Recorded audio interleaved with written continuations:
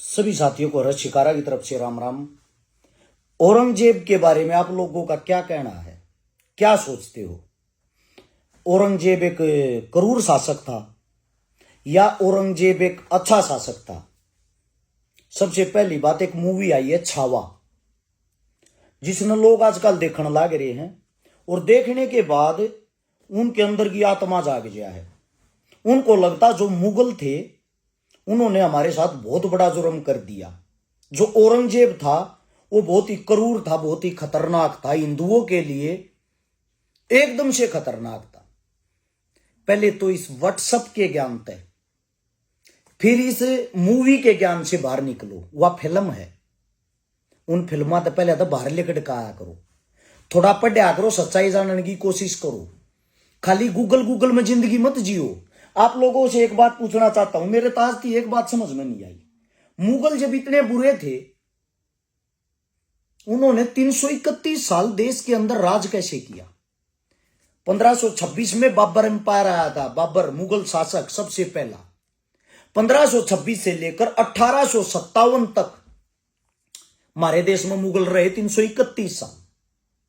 मैं आप लोगों से पूछना चाहता हूं, उन्होंने अगर जबरन वे धर्म परिवर्तन कराते, अगर वे हिंदुओं को काटते या हिंदुओं के लिए बुरे थे, इस देश की आबादी इस वक्त 140 करोड़ है, जिसके अंदर मुसलमान टोटल 25 करोड़ हैं। 100 करोड़ कौन है? हिंदू। जब इतने क्रूर थे वो, सोचने की बात है 100 करोड़ हिंदू कैसे हो गए फिर? अब इससे अगली बात आती है, अगर इन्होंने सारे मंदिर तड़वा दिए और ये क्रूर थे, मंदिर पर आक्रमण करया करते, आप लोगों से पूछना चाहता हूं, इस वक्त जब मुगल खत्म हुए 1857 में, हिंदुस्तान के मंदिरों के अकॉर्डिंग मस्जिदें 5% हैं। 5% थी 1857 में मुगल गए जब। इस हिसाब से मंदिर तो 1% होने चाहिए थे, 99% तो मस्जिदें होनी चाहिए थी। फिर मंदिर कैसे थे? अब आप जहां देखते हो हर जगह जहां भी जाओगे हजारों साल पुराना मंदिर मिला। कहां से आ जाते भाई ये मंदिर? उन्होंने तोड़ दिए मंदिरों को, और वे इतने क्रूर आदमी थे, वे हिंदुओं पे अत्याचार कर रहे थे। आप लोगों से पूछना चाहता हूं, फिर ये मंदिर कहां से मिलते इतने पुराने पुराने? इस वीडियो को गौर से सुनना और समझना और फिर जानना। सबसे पहली बात, इब्राहिम लिंकन ने कहा था खुद, दुनिया को लंबे समय तक मूर्ख नहीं बनाया जा सकता,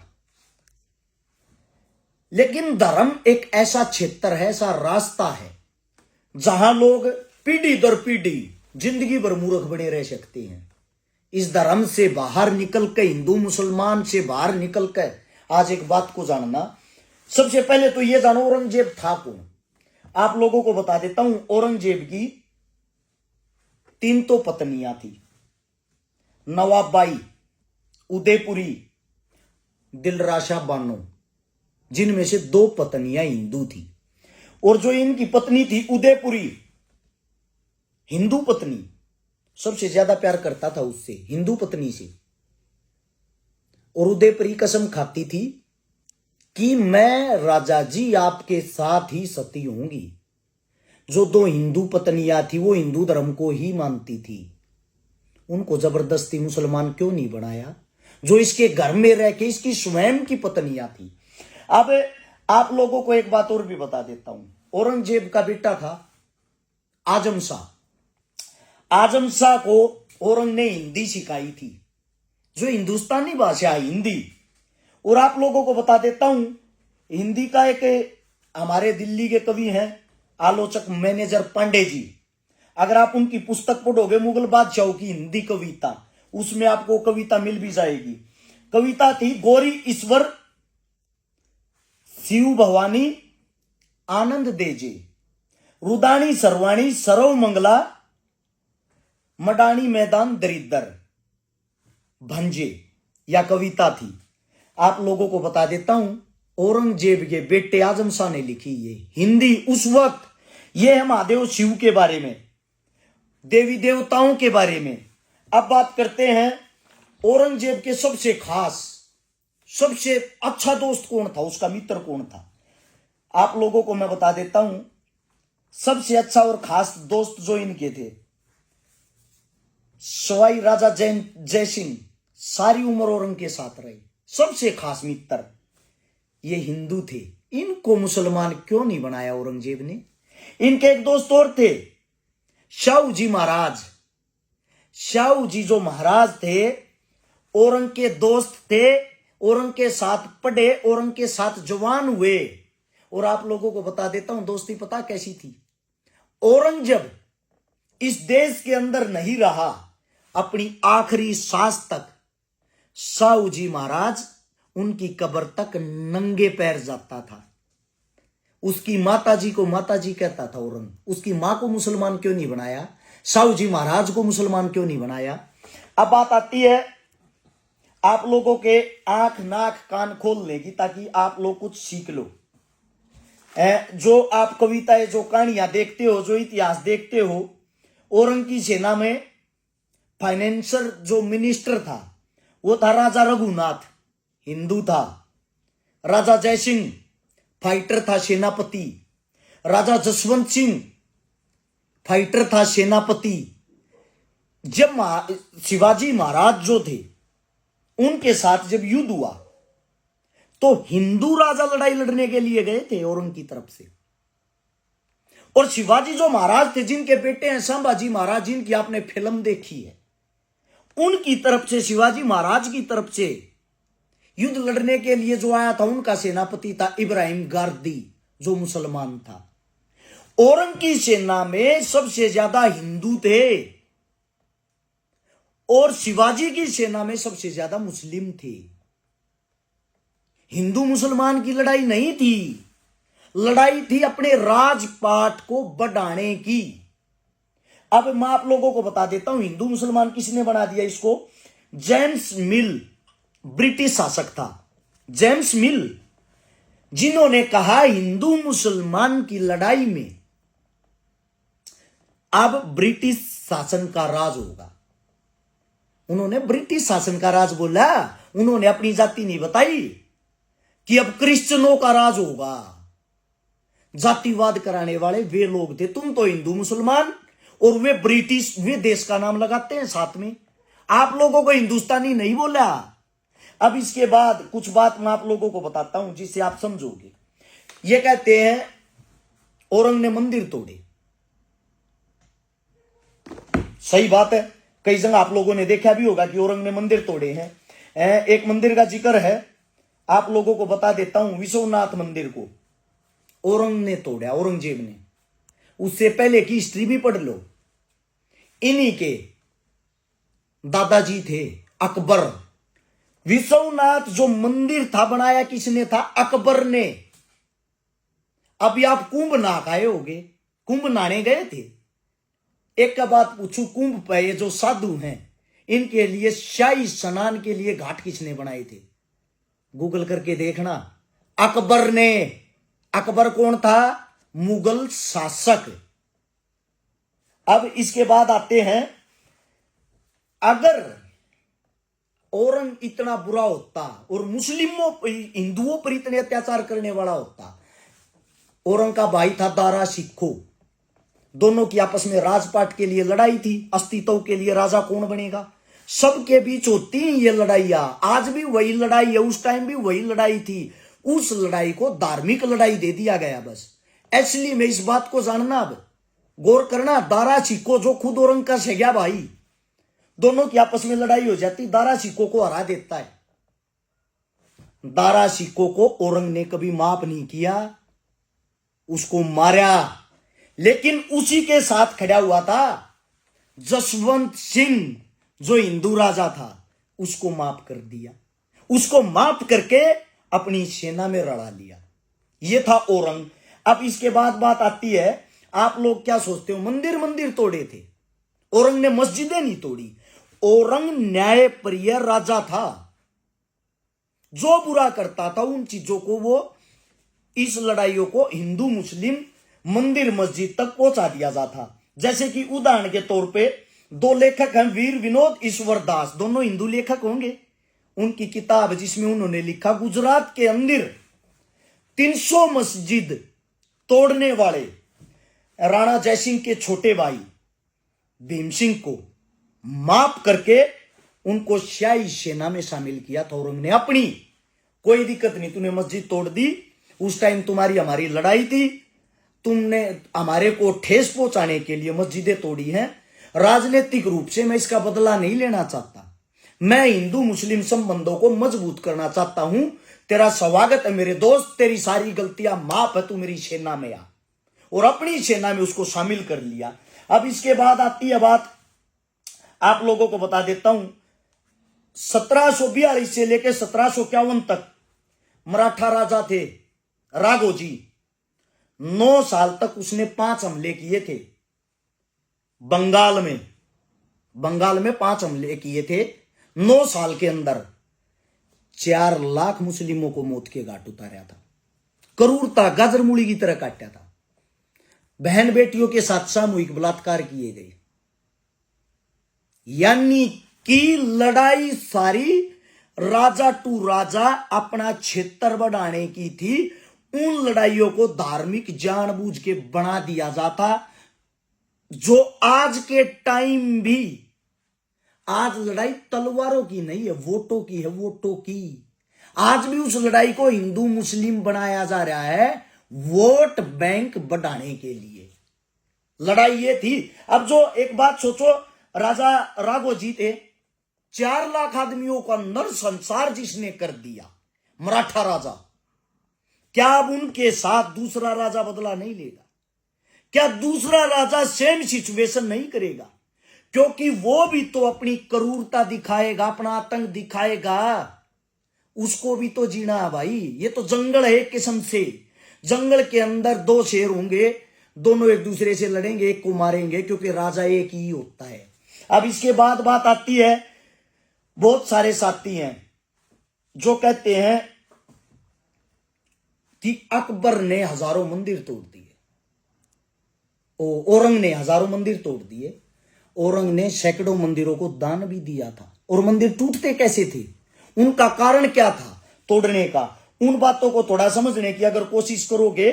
मंदिर से पहले मस्जिद बताता हूं। अकबर ने मस्जिद भी तोड़ी थी, गोलकुंडा की मस्जिद को तोड़वाया था। वहां के नवाब थे तानाशाह, उनको बोला भाई 3 साल से तुम्हें कर नहीं पहुंचाया, कर क्यों नहीं पहुंचा रहा? उन्होंने कहा मेरे पास पैसे नहीं है, मेरा क्षेत्र भूखा मर गया, मैं कर नहीं पहुंचा सकता। वहां का जो जासूस था उसने बताया गोलकुंडा की जो मस्जिद, उसके नीचे उसने अपना सारा धन छुपा रखा। औरंग ने पैसे चाहिए थे राजपाट चलाने के लिए, उन्होंने तड़वाया, मस्जिद को तड़वा के उसके नीचे से वो पैसा निकाला। वो पैसा निकाल के उसको दिखाया, ये देख झूठे। औरंग एक न्यायप्रिय राजा था, हिंदू हो या मुस्लिम, सेम कंडीशन लागू करता था, अप्लाई करता था। इसके बाद आप लोगों को बता देता हूं, जो कहते हैं मंदिर तड़वाए हैं, श्री कृष्ण भगवान की आप जगह को जानते होगे, मथुरा वृंदावन, वहां सबसे ज्यादा उन मंदिरों के लिए जमीन औरंग ने दी, सालाना वजीफे दिए। और एक सबसे मशहूर मंदिर बताता हूं, आसाम में है कामाख्या देवी का मंदिर। मंदिर में जाके पढ़ना लिखा मिलेगा, सबसे ज्यादा दान औरंग ने दिया। मंदिर है, आप लोगों को बता देता हूं, उज्जैन के अंदर महाकाल मंदिर, सबसे ज्यादा दान वहां औरंग ने दिया। उसके बाद आप लोगों को बता देता हूं, इतिहासकार बीएन पांडे की माने, बीएन पांडे जी, ये बीएन पांडे कौन थे आप लोगों को बता भी देता हूं। जो बीएन पांडे जी थे, इतिहासकार थे, उन्होंने अपनी किताब में लिखा है बीएन पांडे को कच्छ की 8 रानियां थी, जो बनारस काशी विश्वनाथ के मंदिर में दर्शन के लिए आई थी। और जो सबसे सुंदर रानी थी, उसका वहां के जो मैन थे उस वक्त, उन्होंने अपहरण कर लिया। अपहरण कर लिया तो अपहरण के बाद क्या होता है, औरंग के पास फरमान आता है कि राजा जी कुछ न्याय करो। औरंग हाथ उठा देता, भाई मैं कैसे करूंगा, मैन हिंदू हैं, मंदिर हिंदुओं का है, रानी जो जिनका प्रण हुआ वो हिंदू हैं। ये एक धार्मिक मामला, मैं इसके बीच में नहीं बढ़ूंगा। तो राजा ने, दूसरे राजा ने दबाव बनाया वहां से, कच्छ से, कि राजा जी आप न्यायप्रिय राजा हो, आप ही नहीं करोगे तो कौन करेगा। हिंदुओं की एक फौज मुगल राजा औरंग ने भेज दी। वो बनारस के मंदिर के अंदर गई तो वहां के महंतों ने उन पर आक्रमण कर दिया और उस फौज को मार दिया, गिने चुने जो आदमी भेजे थे। फिर मुगल को गुस्सा आया औरंग को, औरंग ने पूरी सेना भेज दी, भाई जांच करो ऐसा क्या हो रहा मंदिर में। मंदिर के अंदर सेना घुस गई। सेना जब अंदर घुसी, 3 दिन के अंदर घुसने दिया सेना को महंतों ने। जब मंदिर के अंदर घुसते हैं, मंदिर की जो मेन मूर्त थी उस मूर्ति को हटा के देखा तो उसके पीछे दुर्गंध आ रही थी। वहां तरह तरह के परफ्यूम सेंट मारे गए। 2 दिन तक परफ्यूम सेंट से सफाई करते रहे। जब उसके अंदर जाने की हिम्मत हुई, वहां हजारों लड़कियों की लाशें पड़ी, हड्डियां पड़ी। वे महंत बलात्कार करके उसके पीछे उन लाशों को दबा देते थे। उसी लाश में सबसे आगे जो लाश पड़ी थी, तरोताजा लाश थी, वो उस सबसे सुंदर रानी की थी। वहां महंतों के बीच में और मुगल सेना के बीच में युद्ध हो जाता है। तो युद्ध में जब गोलियां चलेंगी, बम चलेंगे, लाठियां चलेंगी, तलवारें चलेंगी, तो जो वहां का मंदिर का स्ट्रेचर था उसमें भी टूट फूट हो जाती है। अब टूट फूट उसमें होगी। खबर में क्या आया, मुगल सेना ने मंदिर को तोड़ दिया। यह किसी ने नहीं लिखा कि हिंदू रानी का वहां पे बलात्कार हुआ, उसको मारा गया, उसको बचाने के लिए मुगल सेना गई थी और उसको मारने वाले भी हिंदू थे, महंत थे। ये कमी है आज के ज्ञान में। आप आज जो ज्ञान देखते हो वो व्हाट्सएप का ज्ञान है। व्हाट्सएप पे 2.5 लाख मैसेज 2014 के चुनाव में हिंदू मुस्लिम को लेके आप लोगों के बीच में फॉरवर्ड किए गए थे, ताकि आप लोगों का ब्रेन वॉश हो जाए। दाढ़ी वाला जहां दिखे आपको दुश्मन नजर आए, तिलक वाला जहां मुस्लिम को दिखाई दे वो उसको दुश्मन नजर आए। ऐसा कुछ भी नहीं है। पहले भी बहुत प्यार प्रेम था। आप लोगों को एक बात और बता देता हूं। एक विश्वनाथ पांडे जी है, विशंबरनाथ पांडे जी, उनकी खुद की किताब है फरमान साहब किंग औरंग। उड़ीसा के जो बाद में गवर्नर भी बने, बहुत बड़े देशभक्त थे ये। उन्होंने स्वयं लिखा है कि औरंग से न्याय प्रिय राजा कोई नहीं था। उत्तर भारत के अंदर जितने मंदिर थे, सबसे ज्यादा अगर किसी ने दान दिया है तो वो औरंग ने दिया है। अब मैं आप लोगों से एक बात पूछना चाहता हूं। जो आप लोग ये फिल्म देखते हैं, फिल्म देख के कहते हैं कि मुगल लुटेरे थे, हमारे देश को लूट ले गए। औरंग की जब मृत्यु हुई, साफ शब्दा में कह दिया था, बात सुनो रहे, कोई ढोल नगाड़ा नहीं बाजना चाहिए। उम्र दराज हो रहा था, 88 साल की उम्र थी। ना मेरी कब्र पर कोई इमारत बनाना, ना कोई बड़ा दिखावा करना। बस मेरी एक ख्वाहिश है, मेरे मुंह को खुला रख देना, ताकि जब मैं खुदा से मिलूं तो आमने सामने रूबरू हो सकूं। टोपियां बुनता था बैठा बैठा, फिल्म में भी दिखाया गया होगा। टोपी बुन कर उसने 4 रुपए 2 आने इकट्ठे कर रखे थे, एक जगह जमा करके रख रखे थे, और बताया था कि ये 4 रुपए 2 आने से मेरा कफन ले लेना। अपने बेटों को बोला मेरे लिए कफन ले लेना मेरा। कुरान लिखता था उस टाइम पे, टाइपराइटर नहीं होते थे, फोटोकॉपी की मशीन भी नहीं होती थी। कुरान लिख लिख के, उन कुरान को लिख के लोगों को बेचता था। 305 रुपए उससे कमाए थे। जब मैं मरूं तो मेरी मृत्यु पे गरीबों में 305 रुपए बांट देना। जो शाही खजाना था, मतलब जो राजपाट से जो धन दौलत कमाई, उसके अंदर से औरंग ने अपनी जिंदगी में 1 रुपया भी इस्तेमाल नहीं किया। अपनी टोपियां बुन बुन के जो पैसा था उससे अपना खुद का खर्च निकालता था। अब इसके बाद आप लोगों को बता देता हूं। आप कहते हो कि वो मुगलों ने देश को लूटा, जीता जागता एक उदाहरण आप लोगों के सामने। मुगल जब 1857 में समाप्त हो गए, 1857 की क्रांति के बाद ब्रिटिश राज संपूर्ण रूप से हिंदुस्तान के अंदर था। उस टाइम पर एक ये अंग्रेजी शासक था रॉबर्ट क्लाइव।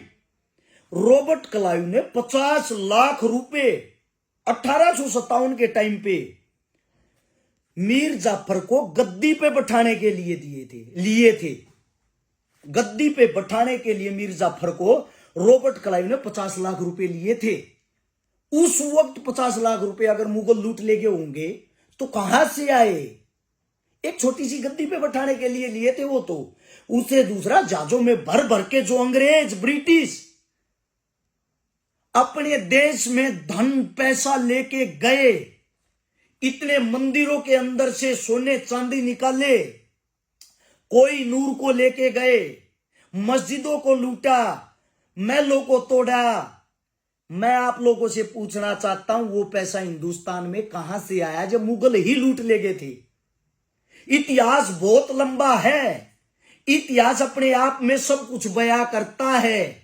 आंखें खोल कर उसको पढ़ने की कोशिश करो। अगर आप लोग ये चाहते हो कि बारी बारी ये लंबी वीडियो हो जाएगी, चाहता नहीं इतनी लंबी वीडियो आज के टाइम कोई देखता नहीं। अगर आप ये चाहते हो मैं संपूर्ण वीडियो बनाऊं इतिहास की, चैलेंज करता हूं 1000 ईस्वी से लेकर 2025 तक।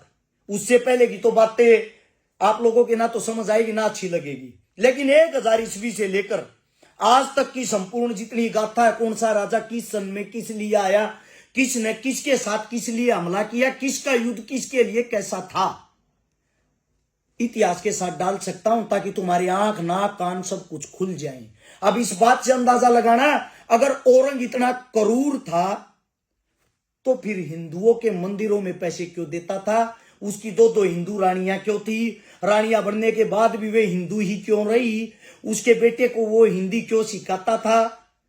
सोचना, उसकी सेना में सबसे ज्यादा हिंदू क्यों होते थे? उसके सबसे परम मित्र हिंदू क्यों था? उसने हिंदू राजा को ही क्यों पाला? सब बातें सोचने की आप लोगों की समझ में आ जाएगी। अपने ब्रेन को वॉश करें, सारी चीजों में ध्यान रखें। जो फिल्में दिखाई जाती मेरे दोस्त, वे पैसा कमाने के लिए होती हैं, वो इतिहास के साथ छेड़छाड़ करती हैं। वे पैसा कमा के डायरेक्टर साहब अपने घरों में लेते हैं। आप लोग अब यहां पे ये चिल्ला रहे हो कि हिंदू राष्ट्र बनाएंगे, मुसलमान राष्ट्र बनाएंगे, ये करेंगे वो करेंगे, हिंदुओं को मुसलमान, मुसलमानों को हिंदू, इनसे अलग कुछ दिखाई नहीं देता। प्यार प्रेम का दोस्त, प्यार प्रेम का देश है हमारा, इसको बर्बाद ना करें। इस मिट्टी के अंदर जब हम आजाद हुए 7,32,000 आदमी, 6,32,000 तो आजादी के टाइम तक बाय रिकॉर्ड अपनी शहादत दे गए। 1 लाख बंटवारे के टाइम पे बलि के बकरे बन गए। 7,32,000 आदमियों ने जो आप लोगों को आजादी के लिए अपना बलिदान दिया है, उसके कारण आप जो सांस ले रहे हो उसको उठा के देखना, उसके अंदर हिंदू का खून भी है, मुसलमान का खून भी है, जाट का खून भी है, ब्राह्मण का खून भी है, वाल्मीकि का खून भी है। हर जाति, हर कौम, मेरे हर देशभक्त का खून है। इस मिट्टी को नमन करें, सलूट करें, आपस में आपसी भाईचारे को ना बिगाड़ें। ये सब फिल्मों तक ही सीमित है। व्हाट्सएप के ज्ञान से बाहर निकल के थोड़ा पढ़ें। उम्मीद करता हूं वीडियो पसंद और समझ आई हो तो शेयर जरूर करना 4 आदमियों तक, ताकि उनके भी दिमाग में कोई बात घुसे। धन्यवाद आप सबका।